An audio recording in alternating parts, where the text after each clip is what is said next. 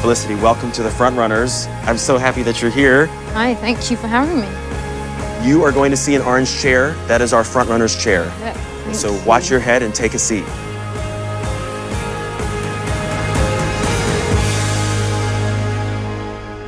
Felicity, welcome to the show. Thanks so much for being here. Hi, thank you for having me. I, like so many people, am so impressed with your performance as Jane Hawking in The Theory of Everything.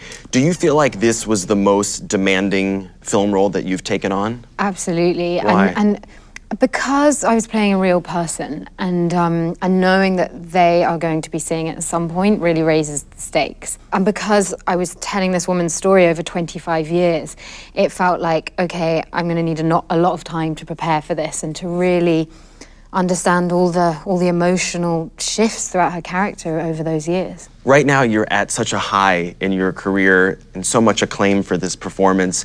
Is there an experience that you had earlier in your career that made you think that you could really be on to something special with acting? It would have to be when I worked with a director called Drake Doremus.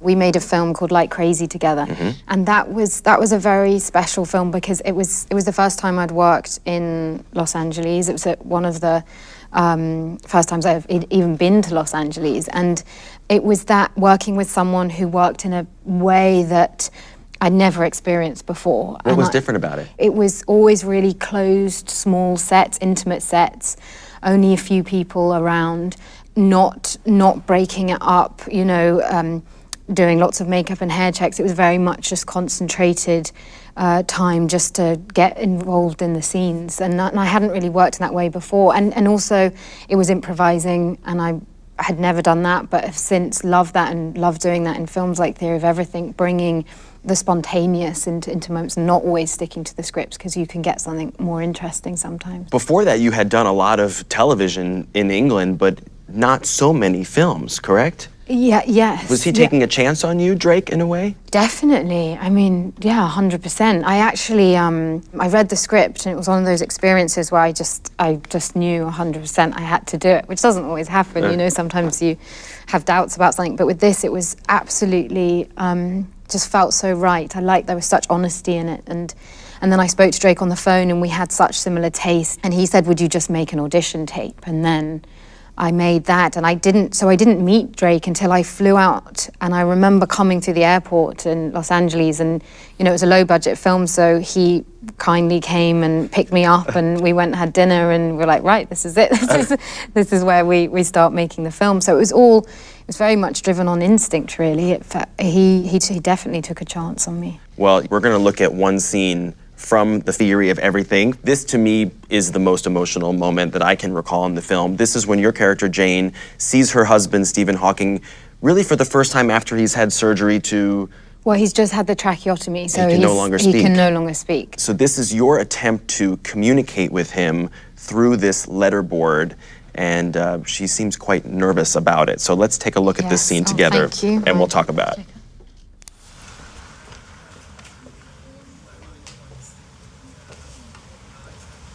This is a spelling board. Firstly, you tell me what letter you want by blinking when I say the colour of the group that contains the letter.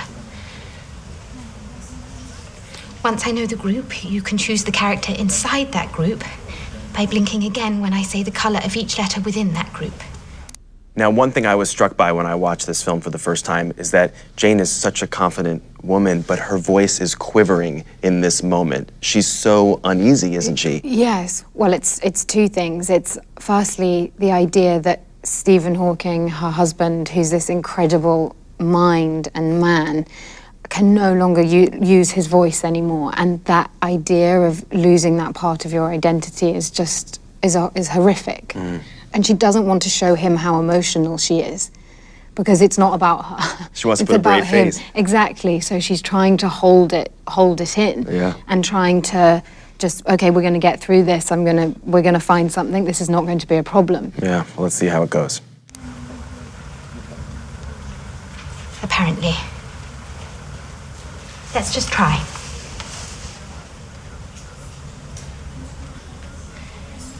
Green. Blue. Pink.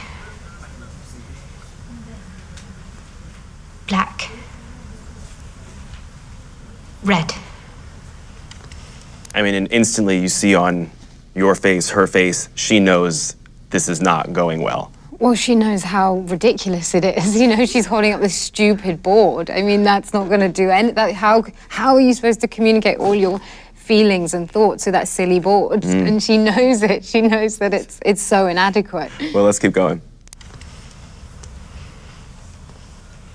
Blink to choose the colour of the group of the letter you want, Stephen.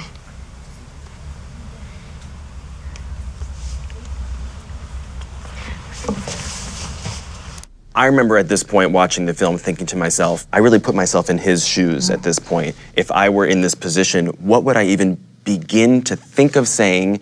How would I even start to use this board? It just would be completely overwhelming. And what was so amazing about Stephen and Eddie playing him is that Stephen, even when his voice, because the disease was affecting his voice, and it was so hard for him to speak, and it came out in this very strange tone, and for ages he was speaking at almost this quite squeaky voice, but Stephen's resilience was that he just persisted until the very last point, until he finally couldn't speak anymore. He's lost at this moment. He's like, how do I navigate this? This is one of those things that is almost insurmountable. It's so much despair, and it continues.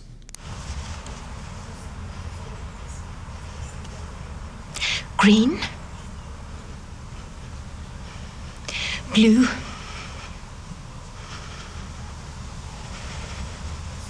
Pink.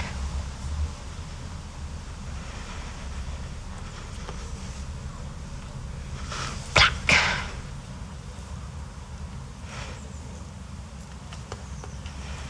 Red.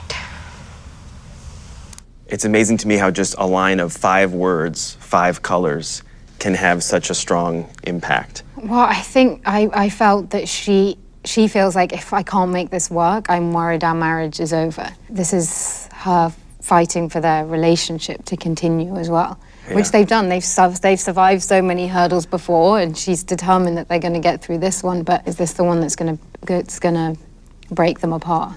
Now, I love the last 25, 30 seconds of this scene because there's no more words, but it's still such a beautiful and powerful moment.